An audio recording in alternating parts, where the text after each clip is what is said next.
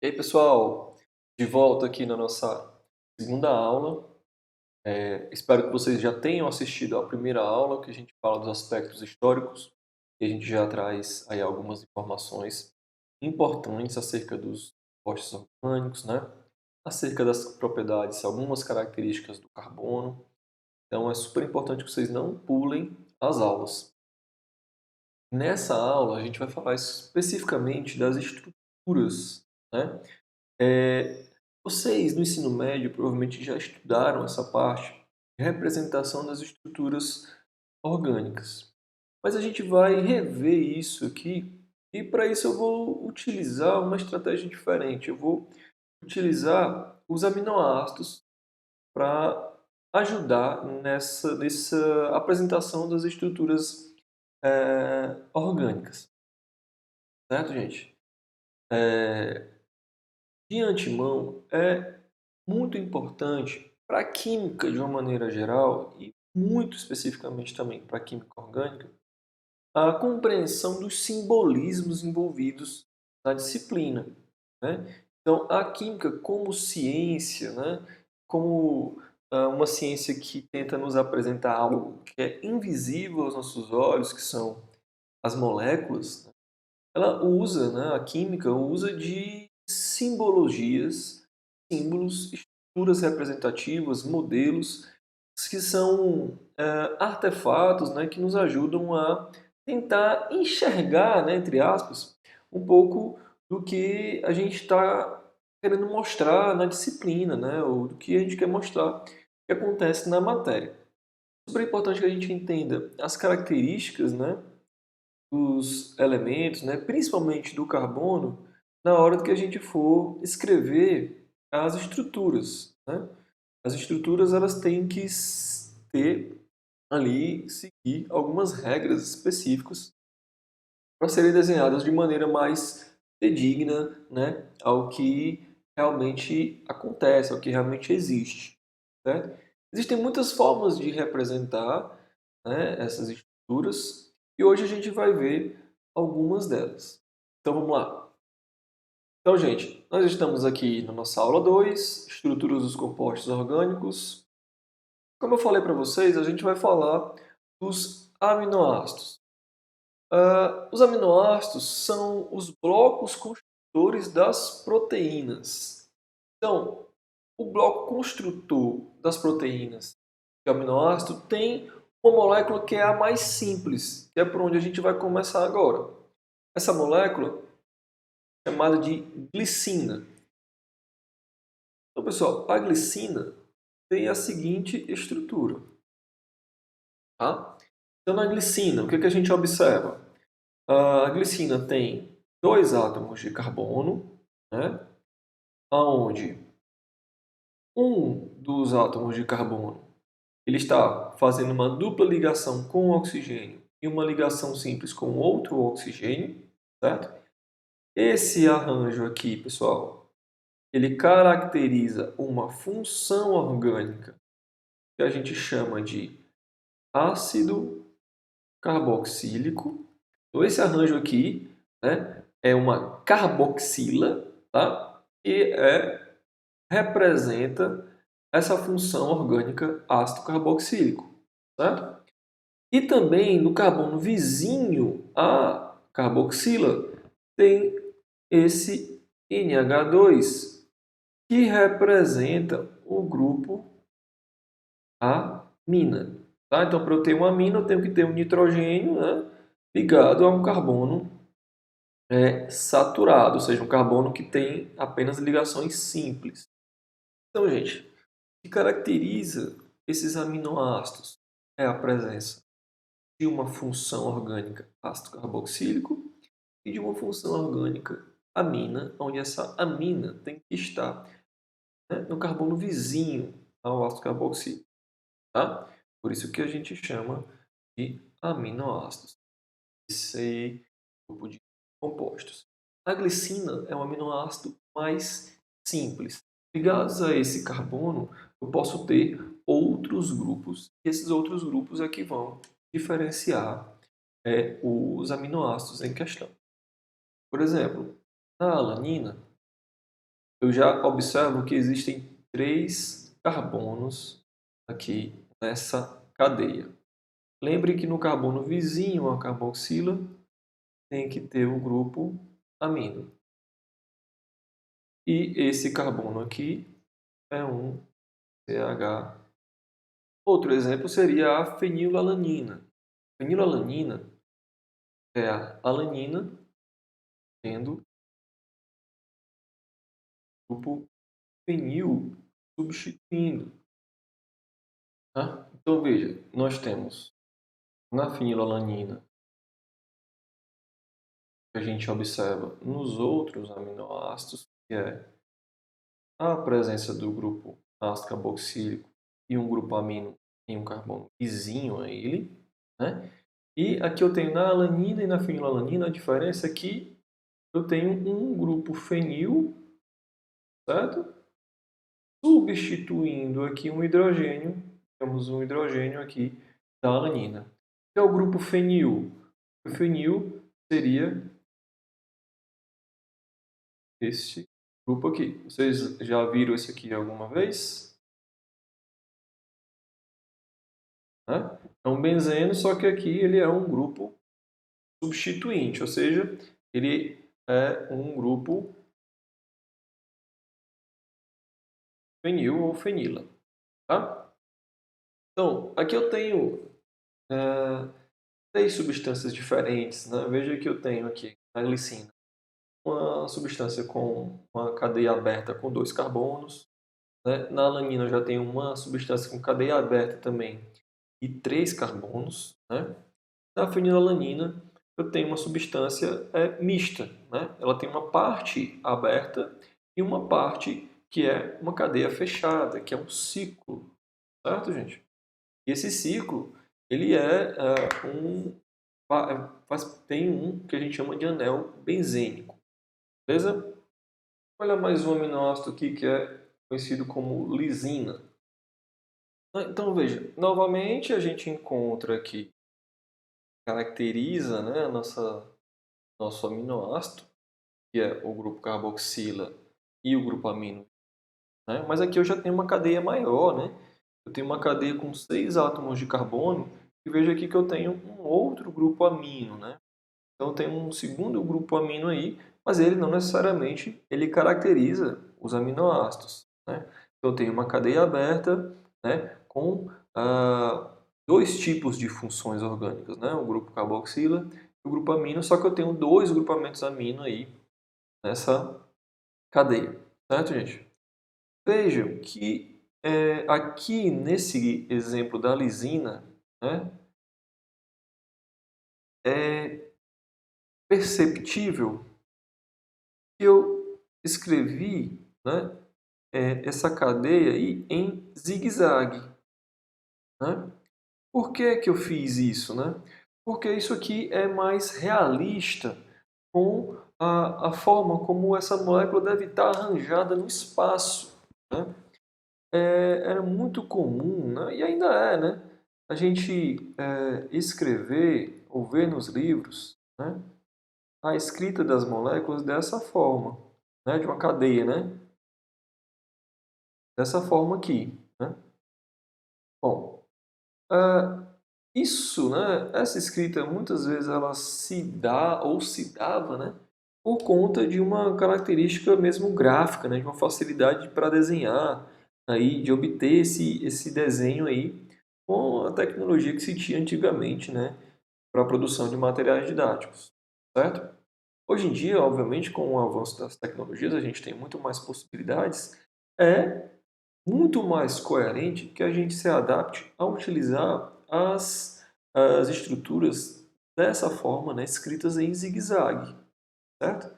Porque, como eu já falei, é muito mais condizente com a realidade que a gente observa através dos estudos cristalográficos, né, que permitem a gente observar a forma com que as moléculas estão arranjadas espacialmente, né? A forma como essas ligações estão ali distribuindo os átomos no espaço, tá? Que a gente chama de conformação da molécula. Beleza, gente? Vamos ver aqui esses dois aminoácidos, né? Chamados de leucina e isoleucina. Veja que a diferença aqui está no iso. Esse iso tem a ver com o que, gente? Vamos olhar para as estruturas, né, das duas moléculas e vejam se vocês identificam aí qual é a diferença entre as duas moléculas. Pausem o vídeo aí e vejam qual é a diferença. Já viram? Então, vocês devem ter percebido que a diferença está na posição entre dois grupos CH3, né? Na isoleucina, eu tenho aqui CH3 nessa posição, ligado a este carbono, e na isoleucina eu tenho CH3 ligado nesse terceiro carbono aí, tá? Contando com esse aqui, primeiro, segundo, terceiro carbono, né? E aqui essa metila estaria ligada ao quarto carbono. Então, essa diferença entre a posição da metila, né, as duas substâncias, obviamente, descaracterizam a molécula, né? Então, se você tiver qualquer mudança, né, posição de um grupo ou de um átomo numa molécula, né, isso vai modificar essa molécula e vai transformar ela em outra, né, molécula com outras características físicas e químicas, tá, gente? Então veja que as duas, né, são moléculas ramificadas, né? São aminoácidos ramificados. Como é que eu identifico uma ramificação, né, numa estrutura? A gente identifica uma ramificação através do tipo de carbono, né? Pode ficar bem mais fácil você pensar dessa maneira, certo, gente? Por exemplo, esse carbono 1 da isoleucina, eu posso dizer que ele é um carbono primário. Por quê? Porque ele está ligado a apenas outro carbono, que é o carbono 2. Já o carbono 2 está ligado ao carbono 1 e ao carbono 3. Eu posso dizer então que esse carbono é um carbono secundário. Certo, gente? O carbono 3, né, aqui, por sua vez, ele é um carbono dito terciário. Por quê? Ele está ligado a esse carbono, a esse carbono e a esse. Então, ele está ligado a 3 carbonos terciários. Né? Então, carbonos terciários, gente, carbonos terciários e carbonos quaternários, a gente não tem nenhum aqui quaternário, mas quando eu tenho carbono quaternário, eles são carbonos que apresentam ramificações. Tá? Então, carbonos primários e secundários não têm ramificações. Carbonos terciários ou quaternários apresentam ramificações. Beleza? Toda molécula, né, ela vai ter uma cadeia principal e, nesse caso, ela vai ter uma ramificação. A cadeia principal é essa que eu estou marcando aqui em verde, né, esse zigue-zague aqui, e o carbono 3 apresenta a ramificação justamente no carbono terciário. Né? Aqui na leucina, a gente observa aí alguma ramificação. Lembra que basta a gente procurar o carbono terciário. Né? Procurem aí. Já acharam? Novamente, ó, a gente tem nossa cadeia principal, né? E aqui a gente pode dizer que é a ramificação. Tá? Pessoal, professor, eu marquei esse carbono aqui de cima como sendo a ramificação. Tudo bem. Nesse caso, você considerou este carbono aqui como fazendo parte da cadeia principal. Tá bom? Não tem problema qual dos dois aí você vai considerar a ramificação, sendo que os dois são iguais, né? São duas metilas. Beleza? Os grupos funcionais determinam o comportamento químico e físico de uma molécula. Por exemplo, nesse caso dos aminoácidos, como eu tenho a presença de um ácido que está lá, representado pela carboxila, e uma amina, representada aqui, né, por este grupo NH2. Né? Os ácidos carboxílicos, como o nome já diz, são compostos ácidos. Né? São, na verdade, grupos funcionais que conferem acidez à molécula. Já as aminas são grupos funcionais que dão características básicas, né, para a molécula. Ou seja, o aminoácido ele pode ser tanto ácido quanto básico, aí, dependendo do ambiente onde ele está inserido.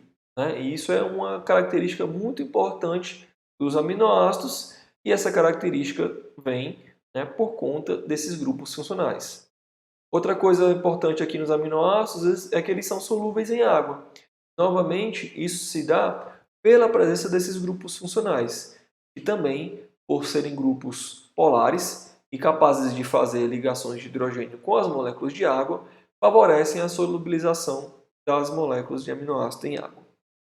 Beleza, gente? Então vamos para frente. Vamos seguir aqui 3 ordens, né? Ou 3 recomendações, né? Melhor assim, para ser mais simpático. Seja realista, seja econômico e seja claro no desenho dessas moléculas. Tá? Até o presente momento, a gente tem desenhado as moléculas apresentando todos os detalhes. Né? A gente tem sido realista, mas a gente não tem sido econômico. Né? Realista por quê? Porque a gente está levando em consideração, né, os ângulos de ligação das moléculas, né, os ângulos de ligação que os carbonos fazem nas cadeias. Certo? Por exemplo, os carbonos que chamam de sp3, né, tem somente ligações simples, vai ver depois o que é isso, né? Eles têm um ângulo em torno de 109 graus. Já os carbonos sp2, que, por exemplo, é o carbono da carboxila, né, do ácido carboxílico, ele é um carbono sp2 e ele faz ângulos de 120 graus. E se vocês observarem lá naquelas moléculas, a gente tem tido cuidado, né, em representar mais ou menos esse ângulo, certo? Então, a gente tem sido, de certa forma, realista, mas não tem sido econômico. Né? E nem claro, veja que em algumas daquelas moléculas, né, tinha muitas informações e possivelmente ficou confusa a análise, né, por parte daquelas moléculas. Então, se eu quiser desenhar novamente a estrutura da glicina, mas de uma maneira mais simplificada, posso fazer isso. Ó. Lembra que a glicina é o aminoácido mais simples. Né? Então, vejam aqui essa estrutura. Né? Obviamente, o que aconteceu? Eu omiti os carbonos, né? E alguns hidrogênios também estão omitidos. Né? Então, somente os hidrogênios que estariam ligados ao carbono. Né? Então, neste ponto eu tenho um carbono, né? Estava omitido, e nesse ponto eu tenho um outro carbono, e os hidrogênios eu não escrevi, estou colocando aqui para representar, mas eles não precisam estar representados. Né? A gente sabe que o carbono tem que fazer 4 ligações químicas. Né? Então, eu já tinha 2 ligações químicas para esse carbono sendo apresentadas. Né? As outras 2 ligações são os hidrogênios, que não necessariamente estão sendo apresentados aqui. Veja, por outro lado, que os átomos diferentes de carbono, oxigênio, né, e hidrogênio estão sim sendo representados aqui. E que os hidrogênios ligados a esses átomos diferentes do carbono também são apresentados. Certo, gente? Então, essa é uma maneira mais simples de desenhar esses compostos. Vocês lembram lá da fenilalanina? Né? Vamos desenhar então a fenilalanina utilizando essa representação que a gente chama de representação em linhas. Então, tem o carbono da carbonila, tem o carbono vizinho, tem um grupo amino, e no outro carbono, né, no terceiro carbono aqui, né, a carbonila, né, o primeiro carbono, o segundo carbono, no terceiro carbono tem o grupamento fenil, né, que eu falei para vocês. E também eu tinha representado colocando todos os carbonos e os hidrogênios, né? Mas, novamente, a gente não precisa representar. Todos esses encontros aqui, né, representam átomos de carbono. E se eu quiser saber se tem ou não hidrogênios aí nesse carbono, basta eu observar o número de ligações químicas que aparecem, né? Por exemplo, aqui neste carbono, eu observo que ele tem uma ligação dupla com outro carbono vizinho, ou seja, aqui já tem duas ligações, e uma ligação simples com o carbono 3. Ou seja, existe sim hidrogênio aqui, que seria a quarta ligação. O carbono não pode ficar com menos do que 4 ligações. Se ela não aparece, é porque é hidrogênio. Tá? Da mesma forma aqui, que no carbono 2, que não aparece aqui, é uma ligação também com hidrogênio. Mas veja que a molécula ficou muito mais simples, né, quando desenhada dessa maneira. Nós, há pouco, fizemos a molécula de lisina. A lisina fica bem mais economicamente e claramente representada através dessa estrutura. Veja, gente, que esse grupo amino eu escrevi NH2 e este último eu escrevi H2N. Né? Não tem problema a gente fazer essas inversões, né? Contanto que o número que indique a quantidade de átomos, né, nesse grupo fique sempre à direita do grupo que a gente está querendo representar, né, como tendo mais do que uma unidade. Ou seja, veja aqui que o 2 está sempre do lado direito do hidrogênio. Isso é uma topologia importante dentro da química. Tá? Mas veja como ficou mais econômico e ficou mais claro, inclusive a questão da cadeia, né? São 1, 2, 3, 4, 5, 6 átomos de carbono, né? E lembrem que esse carbono aqui, por exemplo, tem outras duas ligações com os hidrogênios e essas duas ligações não estão necessariamente sendo apresentadas aqui. Só outra característica importante nas estruturas é que a gente precisa muitas vezes apresentar essas estruturas utilizando outra coisa importante a gente notar, que as estruturas muitas vezes a gente precisa apresentar de forma tridimensional, né? Por exemplo, no caso da leucina, no caso na verdade aqui da isoleucina, eu quero representar tridimensionalmente aqui essa molécula, né? Então veja, esse carbono aqui, que é o carbono 2, né, ele apresenta esse grupo amino do aminoácido e esse grupo ele está representado por essa ligação aqui em forma de cunha. Veja que ela é diferente das demais, que são apenas um único traço, né? Então, isso quer dizer, pessoal, que esse grupo, né, ele está localizado para frente, tá? Então ele está saindo aqui do plano no caso para vocês, né? Está saindo aí do plano da tela, certo, gente? Já que esse grupo aqui, CH3, né? E ele está representado por essa ligação traços, indica que esse grupo está para trás, ou seja, ele está entrando no plano da tela aí, né? Então, na sala de aula a gente fala no plano do quadro, né? Mas aqui é no plano da tela, né? Do computador ou do celular, né?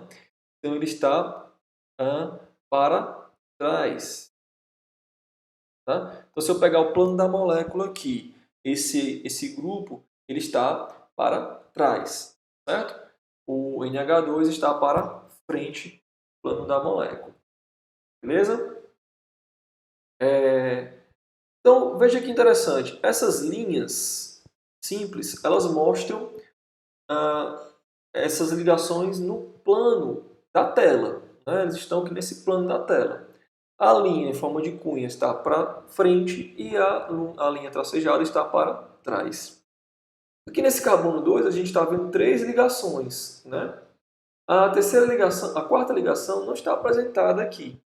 Mas veja que eu tenho duas no plano, uma para frente. A quarta ligação, ela é uma ligação obrigatoriamente para trás. Por que isso? Por conta, né, gente, desse carbono ter uma geometria tetraédrica. Vocês devem lembrar desse tipo de geometria lá da química geral, né? Então, nesse carbono 3 aqui, carbono 3, eu tenho um grupo aqui que não está sendo apresentado, que também é um hidrogênio. Como é que deve estar esse hidrogênio? Deve estar para frente, né? Eu não estou apresentando ele aqui, mas ele está para frente, a gente sabe disso, certo? Porque eu tenho duas ligações no plano, uma ligação para trás, a quarta ligação, obviamente, é para frente. Veja que é diferente do que a gente vê aqui na carbonila. Na carbonila, esse carbono aqui é um carbono que tem uma geometria trigonal, ou seja, ela é plana, né? É um grupo plano, certo? Todas as ligações elas estão no mesmo plano, tá? É um grupo, digamos aí, achatado, né? No mesmo plano. Beleza, gente? Então aqui também a gente pode utilizar esses artifícios de tridimensionalidade quando for necessário. Nem em todos os casos a gente precisa ter que apresentar essa tridimensionalidade, tá? Lembre da regrinha, seja claro, né? Então essa informação ela pode confundir, né? E ela é exigida apenas quando a gente precisa, né, apresentar a característica de tridimensionalidade desse carbono. Beleza, gente? Espero que vocês tenham entendido todos os tópicos aqui apresentados, certo? Treinem, desenhem essas moléculas, né? Aqui na química orgânica a gente vai ter que desenhar bastante, né? Então desenhem essas moléculas, repitam os desenhos que eu fiz. Vocês têm condições de fazer até melhor do que eu, né? Esses desenhos. Então façam isso aí, treinem bastante. Beleza, pessoal? Nossa segunda aula vai ficando por aqui. Um grande abraço a todos e até a próxima aula.